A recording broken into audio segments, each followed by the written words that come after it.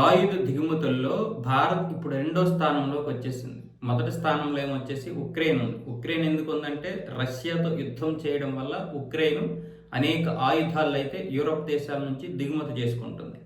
అది 10 కంటే ఎక్కువ శాతమే ఉంది ప్రపంచ వాటాలో.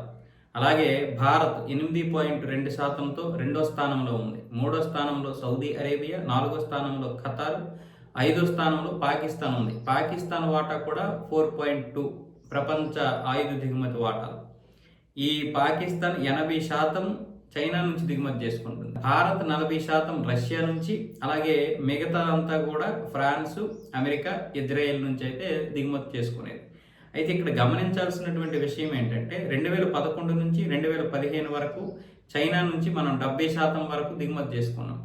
అలాగే 2015 నుంచి 2020 వరకు 50%, 51%గా ఉండేది. ఇప్పుడేమో అది 40%కి తగ్గింది. గతం కంటే కూడా అలా ప్రతిసారి 4% మేర తగ్గుతూ వచ్చింది. మన దేశ ఆయుధంతో పోలిస్తే అది 4% వరకు తగ్గుతూ వచ్చింది. ఈ లెక్కను చూస్తే మన దేశీయంగా కూడా కొంతవరకు ఉత్పత్తి అయితే పెరిగింది. అయినా సరే మన దేశ అవసరాల కోసం ఇంకా ఉత్పత్తి ఇంకా బాగా పెరగాలి కాబట్టి ఈలోగా ఫ్రాన్స్ దగ్గర రఫేల్ లాంటివి, అలాగే రష్యా దగ్గర S-400, మిగతా క్షిపణులు, ఇజ్రాయెల్ దగ్గర మరికొన్ని క్షిపణులు ఇలా కొంటూ ఉన్నాం అన్నమాట. దానివల్ల ఇప్పుడు మన వాటా 8.2% ఉంది. ఇక 14వ స్థానంలో ఇజ్రాయెల్ ఉంది. ఇజ్రాయెల్ కూడా అనేక దేశాల నుంచి, ముఖ్యంగా యూరప్ దేశాల కంటే కూడా అమెరికా నుంచి ఎక్కువగా దిగుమతులు చేసుకుంటుంది. ఈ విధంగా భారత్ తన యొక్క ఆయుధాలను పెంచుకుంటూ ఉత్పత్తిని అయితే పెంచుకుంటుంది. ఇది రానున్న మరో 15 సంవత్సరాలలో బాగా తగ్గాలి.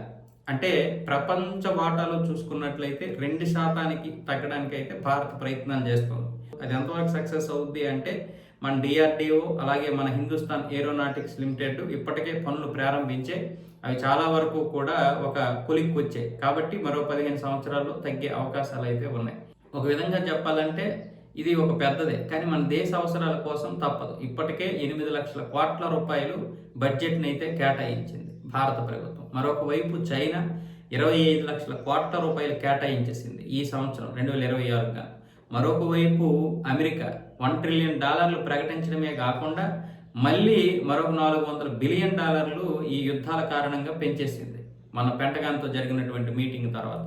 సో ఈ విధంగా ప్రపంచ దేశాలు వినాశనం చేసుకోవడానికో లేకపోతే వినాశనం నుంచి రక్షించుకోవడానికో తెలియదు, కానీ ఆయుధాలను అయితే అతిపెద్ద మొత్తంలో తయారు చేసుకుంటూ, అమ్ముకుంటూ వ్యాపారాలు చేసుకుంటున్నాయి.